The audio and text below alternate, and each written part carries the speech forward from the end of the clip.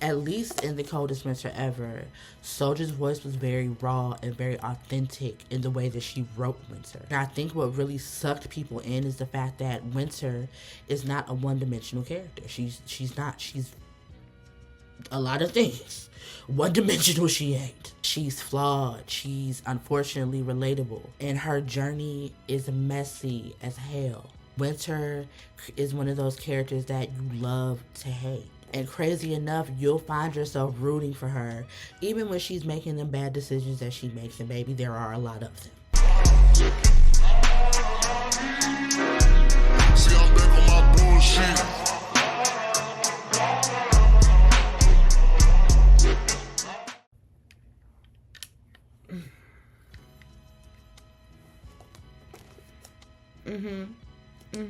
We are going to talk about it, so come on in, have a seat.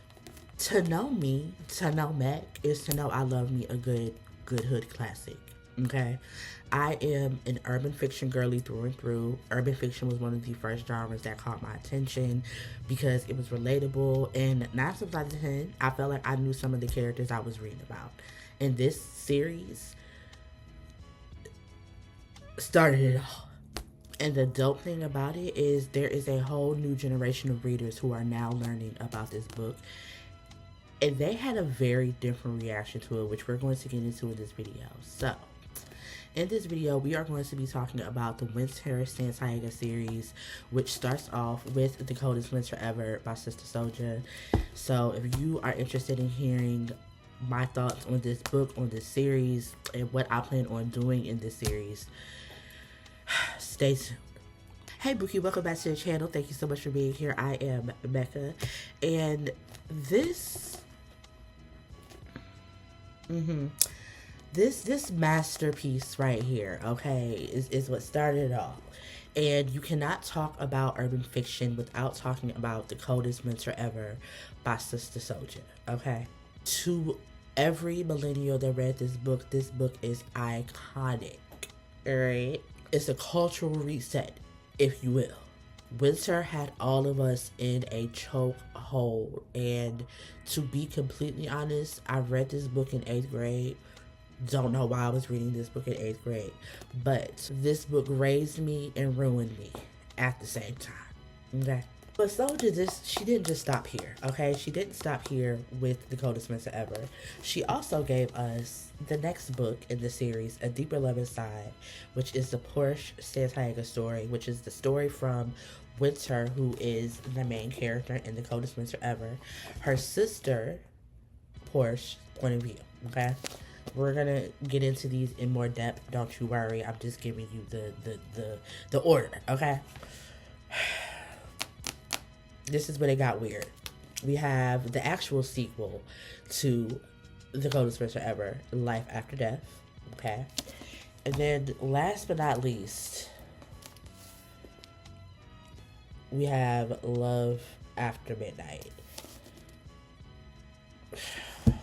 For me, by the time I got to Love After Midnight, the love turned into confusion really, really quickly. The first book, 5 stars, 10 toes down.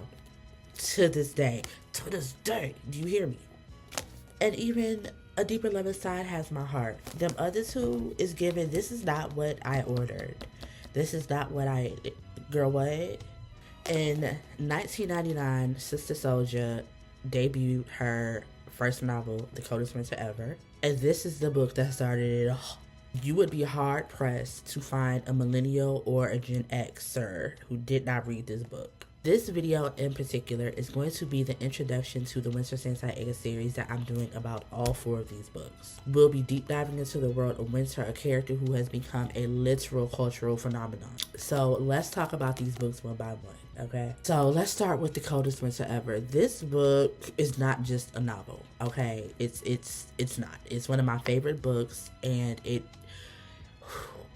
changed a lot in little 13, 14-year-old me, okay? It literally influenced a generation. The Coldest Winter Ever takes place in Brooklyn, and it introduces us to Winter Santiaga, who is the offspring and the daughter of a very, very lucrative pharmaceutical salesman named Ricky Santiaga. I think the thing that makes this so enticing to so many readers is Winter's raw and unfiltered narrative. It gives us an unfiltered look at a life of excess and how when things go left, things unravel very quickly. This book explores themes of materialism and identity, family loyalty and betrayal, and last but not least, the consequences of one's choices. So, materialism and identity. Winter's personality is literally tied to her status. You hear her say so many times in this book, you know, my family runs Brooklyn, don't nobody mess with us because they know how we get down, okay? And we see as we continue to read this book that once they relocate and they're no longer based in Brooklyn, things change very quickly, status and wealth included. And Winter, throughout this book, after that happens, is having to deal with asking herself the question of who she is without all of those things. And honestly, I don't think that Winter ever came to that conclusion. Not in this book, at least. Family loyalty and betrayal. Again, once things went left, so did loyalty. So did any ties that Winter had to any family member, any friend. Everybody was just like, even within the family structure of the Santiagas, baby, these hoes ain't loyal. Okay? One of the most intriguing things about this particular book is Soldier said that she wrote this book as a cautionary tale. And I can't say everybody else's experience, but it didn't read like that to me. It just read like I'm in the loop of a whole bunch of mess that's going on. It didn't feel, especially in 8th grade, it didn't feel very cautionary to me. This is going to be the first book in the series that we deep dive into. So if you are looking forward to that, make sure you're subscribed and make sure you stay tuned for that. Moving on. Next up, we have another one of my favorites from Soldier, A Deeper Love Inside, which is the second book after The Coldest Winter Ever, and it is told in the POV of Winter's little sister, Portia. If you remember, in The Coldest Winter Ever, Winter had 3 sisters. Portia, which was the next oldest under her, and then she had 2 twin sisters, Mercedes and Lexus. And I often wondered after I got done reading The Coldest Winter Ever, like what happened to the sisters. And this gives Portia's account of what happened to her. Okay. But what I like about this book is it shifts the narrative from Winter to Portia, and it gives us a different side of their family dynamic. And what's the most interesting to me is we see how the chaos of what happened in The Coldest Winter Ever and how it affected 2 sisters very, very, very differently.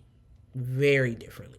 This is definitely one of them ones that you gotta read more than once because I don't want to spoil it for you guys before we go into the deep dive.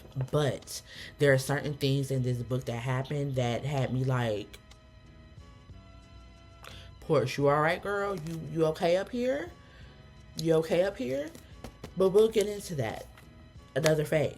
Also, this book was marketed as the sequel to The Coldest Winter Ever. It literally says that up here, the sequel to The Coldest Winter Ever.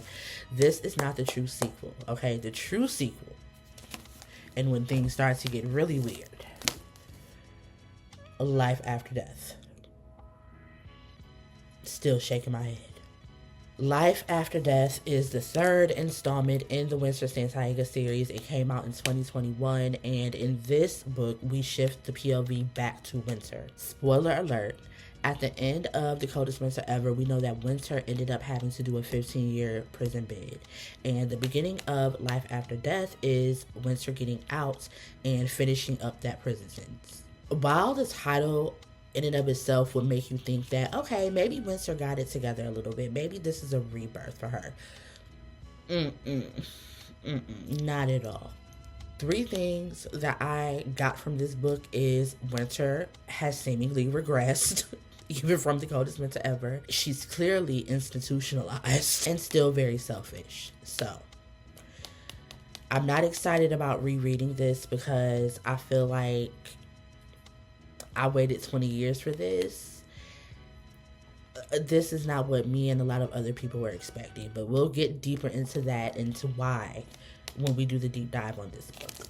And the last installment of the Winter Santiaga series at the time of me filming this video, because there is talks that there's a book about Reiki. I don't know how true that is. But the last installment is Love After Midnight, which came out in 2022. Now, this book, I was able to get an advanced reader's copy or an ARC.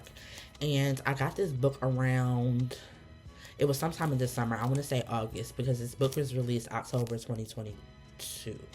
And I was excited about this book. I'm not gonna lie. I realized that when I was reading The Coldest Winter Ever, this is a fairly newer copy that I have, and this is the 25th anniversary copy. And in the back of this book is a snippet in the beginning of Love After Midnight. And so when I read the first couple of pages that they, gave us to read, I was excited. I was like, okay, this is Soldier's redemption. The story about to be fire because it sucked me in. Baby, no. The book title in and of itself, Love After Midnight, would have one assuming that Midnight has something to do with this book. Spoiler, he don't.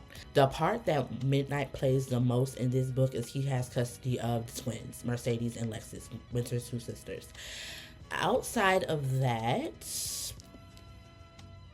I don't understand why the title is the title. Because also, that would make you think that there was some love between Winter and Midnight. And as we all know from the first book, that is also not true. This book at best leaves and left a lot of question marks for me. And it's interesting that so many people have so many different takes of this book. So I'm almost kind of interested to reread this book, and I'm going to reread it obviously so we can do the deep dive. But out of all of them, this book was the most irritating to me. And this book was the most irritating to me is, like I said, it left a big question mark. I left this book with more questions than I had answers. The storyline was confusing. The plot was all over the place. It seemed like there was just a whole bunch of things happening that didn't make sense to the general plot or what the plot was supposed to be of the book. So I'm going to take my time and read this, even though when I read it the first time, it literally took me a month to read it. It's never taken me a month to read anything, and it took me an entire black ass month to read this book. So I'm interested to see, what I get from it this time. As you can see, I already had annotated the first time. So we're going to go back and look at some of those annotations and make some new annotations, and child, my God. So why am I doing a deep dive on the Winter Santiaga series? Number one, like I stated earlier on in the video, I feel like there is a whole different generation of people who are being made privy to this book. And one thing that I found interesting as I did my research, because y'all know I do my research. As I did my research, I realized that Gen X and millennials feel totally different about The Coldest Winter Ever than Gen Z and Gen Alpha does. Whereas we loved the book and it became a cultural iconic book to us, these newer readers are not fucking with it at all.